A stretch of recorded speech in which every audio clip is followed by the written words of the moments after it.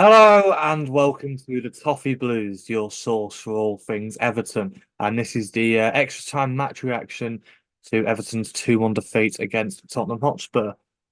I think for the match, I wasn't quite as confident as maybe I have been over the last few weeks. Dyche has instilled a real, you know, belief amongst the fans that I don't think we've been used to like in the last few years.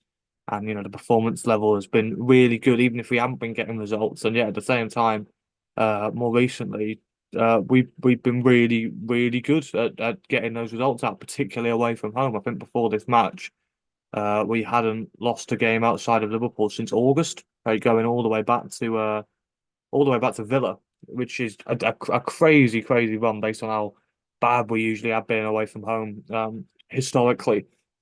And so on that side of things, I think there might have been some supporters who were hoping we'd be able to at least get something out of this match. But I think for me, after the deflation of going out of the Carabao Cup in the way we did.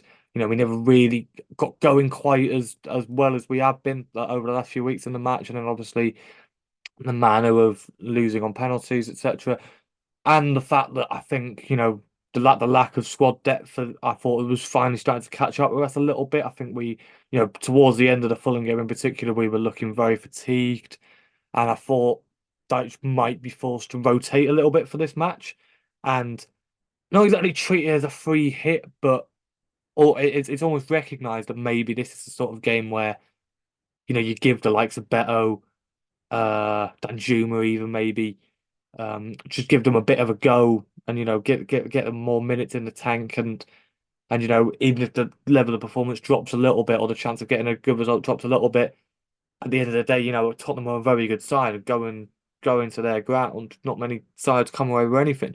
So I was a little surprised, I guess, that the starting lineup was as strong as it was. Mikalenko came back into the side. I think that was expected from Dyche's answers. I mean, I think I am anyway, at least, starting to read into his press numbers a little better. And I think the wording of back in the thinking basically means that he's probably going to start, and that was what was said about Mikalenko. So obviously it was great to see him back in the fold, but other than that, it was basically the same team that we've been seeing over the last few weeks. So I was a little surprised by that, and I guess maybe after that first 20 minutes, the concerns I'd had were, maybe starting to come to fruition. I mean, to be honest, I thought we started really well and better than we usually do. I think it's odd that I think there's probably a reason for it. Don't get me wrong, but I think we tend even matches that we've been winning. I think the likes of Chelsea, it happened.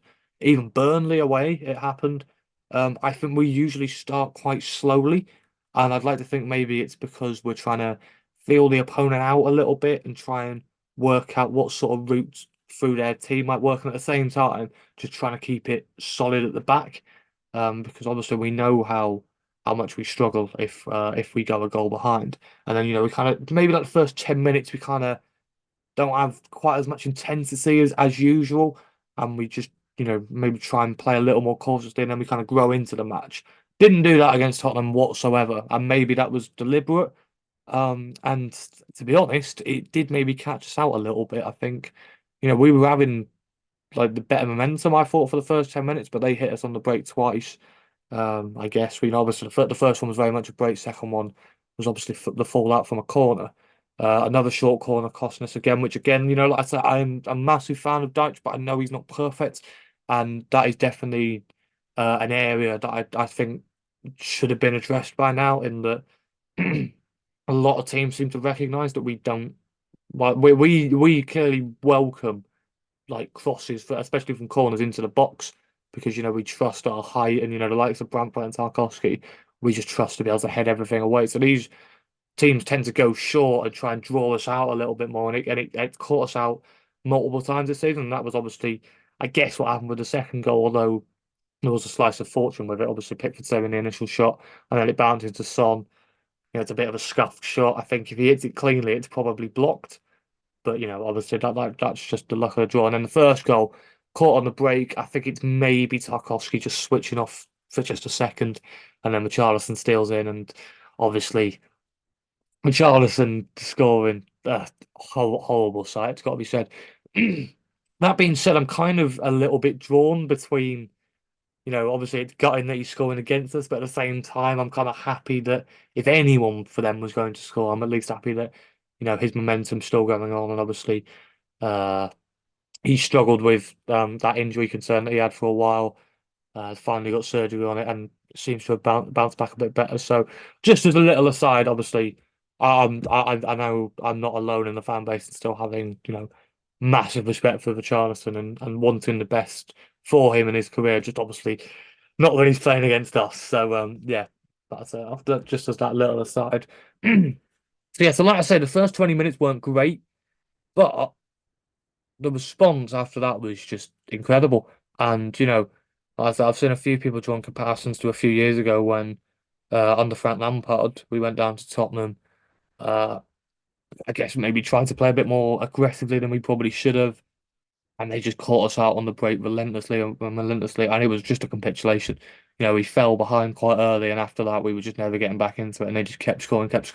And this time, we just did the exact opposite, and that must be such a sign of encouragement for so many people. Um, and like I say, we just kept creating chances and just giving them so much to worry about, and for a long time, it just seemed like nothing was going to go our way. Just every like lucky bounce just went their way. And we just had so many chances that we just couldn't take really. And that was, it was a real like source of frustration, particularly in the first half. We had the extra setback, of course, of just a Gay going down with injury, and I'll happily hold my hands up that as soon as I saw Gomes was warming up and was being prepared to come on in his place, my heart sank. I was groaning and I was just like, well, that's it. We're 2-0 down, and but if we're throwing Gomez in, then I genuinely think that's us dead and buried. I wasn't looking forward to watching him play at all, and he completely proved me wrong. And it just goes to show really that if Deitch has said multiple times that he's spoken to Andre and said that he wanted him as part of his plans in the summer once he was back to full fitness. Excuse me. And so he clearly saw something in him, and I think we all did. To be honest, he came on and he was fantastic. Really worked in that role behind. And I think we changed the way we play. Like I say, he's obviously not the core. He can't lead the press in the way that the core does. But what he does do is, if you have a Nana and Garner either side of him pushing up and like triggering the press themselves and winning the ball back, get the ball to Gomez, and he's probably the best passer in our team. Let's be honest. And so many times he was spotting passes that I just don't think any other players on our team would have spotted. The likes of Garner and Anana are good passers of the ball, and like have decent vision, and more often than not can pull some good passes off. But some of the passes we were seeing from Gomes, you look at that one across the field that Harrison raised onto it, and let's be honest, probably should do better. Like I say, I don't think we have another player in the team who can do that. So that was surprising and a pleasant surprise as well. I think he genuinely changed the game, and I would not have been expecting to say that. And obviously, move like pushing ahead, takes his goal really well, really good finish. It's also very clever play from Tarkowski.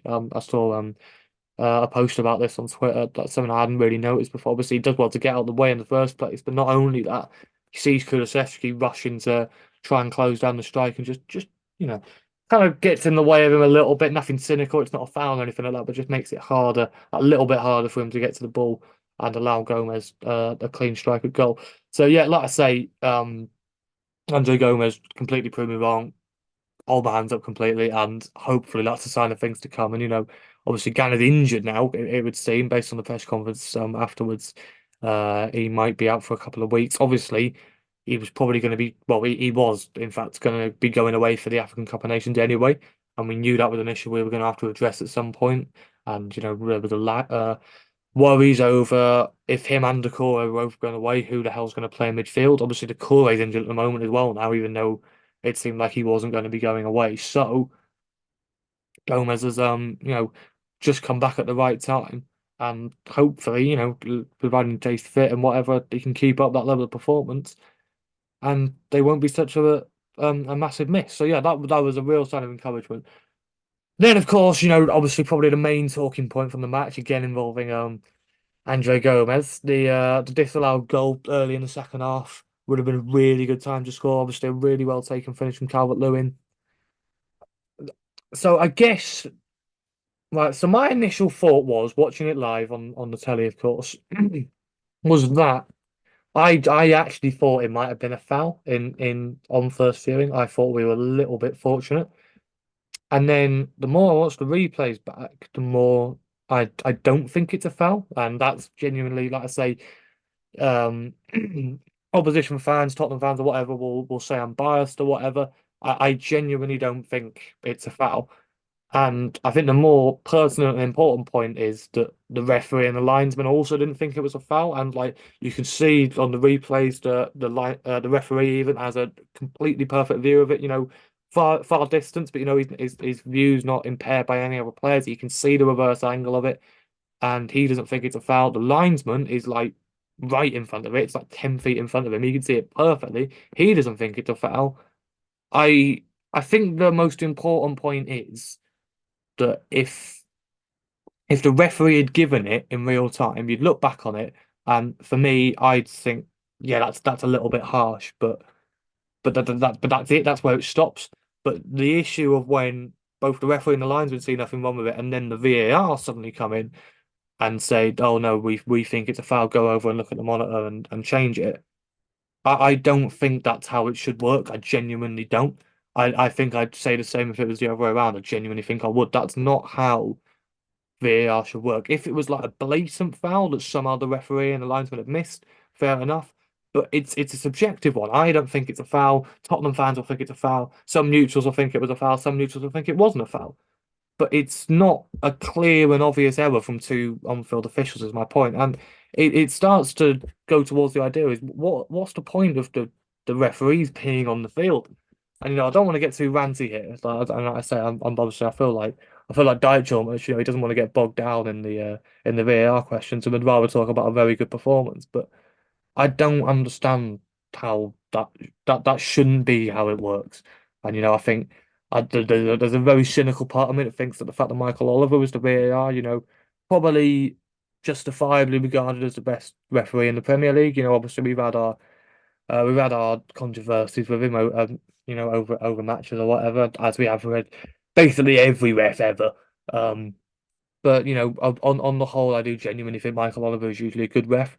But is that something that should maybe be considered? Should the VAR not be a more should it not be a more senior referee? I guess obviously no. It's an unofficial ranking. It's not like they're all ranked on a list of like best referees based on whatever. But I do genuinely think that the fact that Michael Oliver in oh God, Stuart Atwell, the referee on field. If it's Michael Oliver and he's it saying it's a foul, then surely that swings it more than say if it was, I don't know, one of the more Graham Scott or someone like that, someone who's not such a well-regarded name in the in among the referees. And like I said, I don't want to get too ranty, but I genuinely think that was the wrong decision, and I think we are more than right, like are more than justifiably feel very hard done by that. And like I say, it would have been a very good point in the match. Just at the start of the second half. Plenty of time to get momentum going. And like I say, it didn't really affect us anyway. So I think it only would have, excuse me, it only would have boosted our momentum. And obviously, we get that goal towards the end that does count. I think I'm more than right in saying that we probably would have got something out of that game, uh, if that goal had counted. So yeah, like I said, it's very frustrating. I think it's probably the worst decision we've had against us this season. Some people will point to the Canate red card against Liverpool. Compared to Ashley Young's or whatever, probably should have been a red card as well. But that for me is almost indisputably changed the game. Gomez being penalised for that foul. So yeah, like I say, frustrating for me.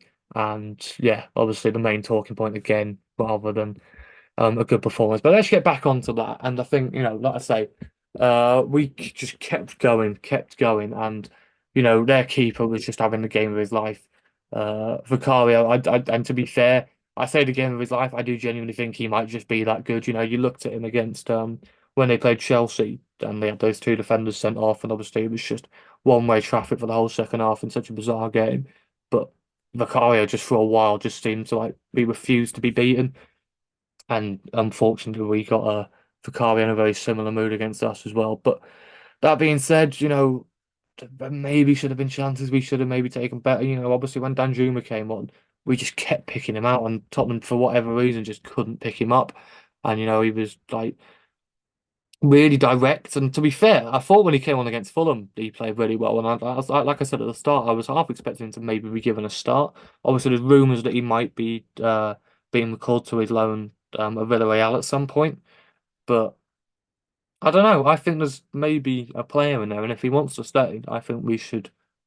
Like I said, obviously if he wants to stay maybe as a starter, then we might run into difficulties. But I think he's the last two games now. I think he's made a really good impact off the bench. Obviously, there was one or two chances that maybe he should have taken a little bit better or made the right decision. I know there was one where he had a shot that was skied over and he maybe should have tried to get it across the box. It's all heat of the moment stuff, I guess. But he had a really good shot. Another one where I should have saved him. And obviously, that one right at the end hits the bar, bounces off the keeper. It's like I say, it seemed like one of those days where like nothing was going to go our way. But fair dues to the players for sticking at it and just refusing to be beaten. And like I say, in years gone by, I think after a start to the match like that was probably undeserved on the balance of things.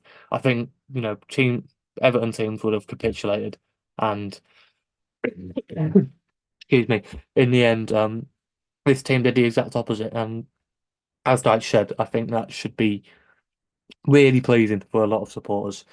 So yeah, I guess that basically sums up my thoughts on the Tottenham match. Again, I think if I had to give a man of the match, I'd probably say James Garner again. I got into a little bit of heat for this in a comment after the Burnley game, saying that James Garner was the man of the match. And I don't know, maybe I just noticed him a bit more than other people. I don't know, but he wins so many tackles for us and really helps us to get up the pitch. Um, and let's say like good passing on him or whatever, and just like I say, he's constantly being moved around. Like I say, he started in that more advanced role at the start of the game, and then Gomes came in and he gets moved back again, and he just fits in wherever, slots in seamlessly every single time.